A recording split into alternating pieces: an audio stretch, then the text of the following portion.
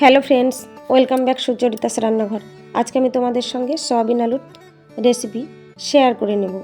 আমি আমার বাড়িতে যেভাবে সয়াবিন আলু রান্না করি সেটাই আজকে তোমাদের সঙ্গে শেয়ার করে নেব। আমার এই ভিডিওটা স্কিপ না করে শেষ পর্যন্ত দেখার অনুরোধ রইল সকলের কাছে।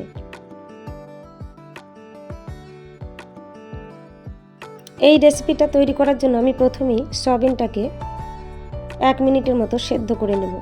এবার এটা নামিয়ে রেখে গ্যাস ওভেনে আমি একটা কড়াই গরম করে এর মধ্যে পরিমাণ মতো সর্ষের তেল দিয়ে দিলাম। এবার এই তেলের মধ্যে সেদ্ধ করা সয়াবিনটা জল ঝরিয়ে ভেজে নেব। সয়াবিন দিয়ে এর মধ্যেই আমি অল্প পরিমাণে হলুদ গুঁড়ো আর লবণ দিয়ে দিয়েছি। এবার এটা ভালোভাবে ভেজে নেব।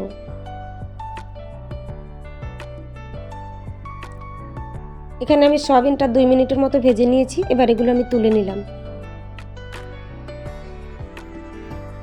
এই কড়াইতেই আমি পরিমাণ মতো সর্ষের তেল দিয়ে দিলাম। এর মধ্যে ফোড়ন দিয়ে দিলাম একটা তেজপাতা, একটা শুকনো লঙ্কা আর অল্প পরিমাণে জিরে। কিছুক্ষণ নাড়াচাড়া করে নেব। এবার এর মধ্যে দিয়ে দেব একটা মিডিয়াম সাইজের পেঁয়াজ কুচি। এটা হালকা ভেজে নেব।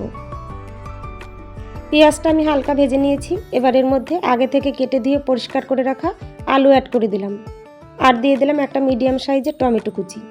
এর মধ্যে দিয়ে দিলাম হাফ চা চামচ রসুন বাটা, হাফ চা চামচ আদা বাটা, 1 চামচের মতো কাঁচা লঙ্কা বাটা, আর দিয়ে দিলাম হাফ চা চামচ ধনিয়া গুঁড়ো, হাফ চা চামচ জিরের গুঁড়ো, হাফ চা চামচ লাল লঙ্কার গুঁড়ো, স্বাদ মতো লবণ আর হাফ চা চামচ হলুদ গুঁড়ো। এবার এগুলো ভালোভাবে নেড়েচেড়ে মিশিয়ে নেব।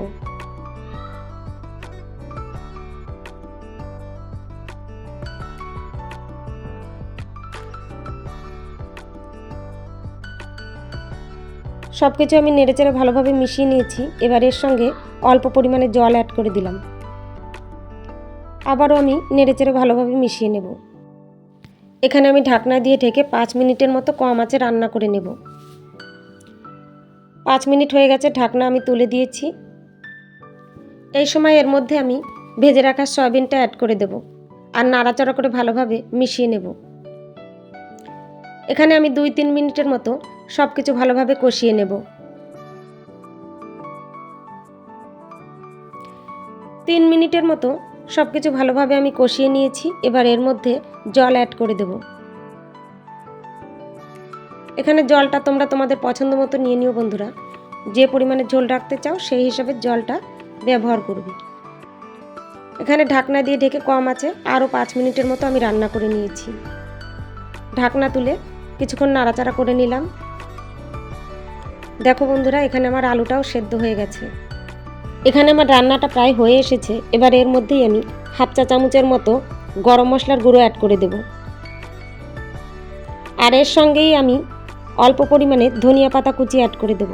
এবার এই সব কিছু ভালোভাবে নেড়েচেড়ে মিশিয়ে নেব।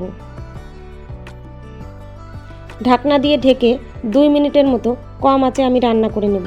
2 মিনিট হয়ে গেছে, ঢাকনা আমি তুলে নিয়েছি। আজকের রেসিপি আমার একদম রেডি। এবার এটা আমি পরিবেশন করে দিলাম। আমার এই রেসিপিটা যদি তোমাদের ভালো লাগে বন্ধুরা, তাহলে লাইক কমেন্ট শেয়ার করো। আর নতুন বন্ধুদের কাছে আমার চ্যানেলটা সাবস্ক্রাইব করার অনুরোধ রইল। আজকের মতো বিদায় নিচ্ছি বন্ধুরা। আবার চলে আসবো তোমাদের কাছে অন্য আর একটা নতুন রেসিপি নিয়ে। ততক্ষণের জন্য তোমরা সবাই ভালো থেকো।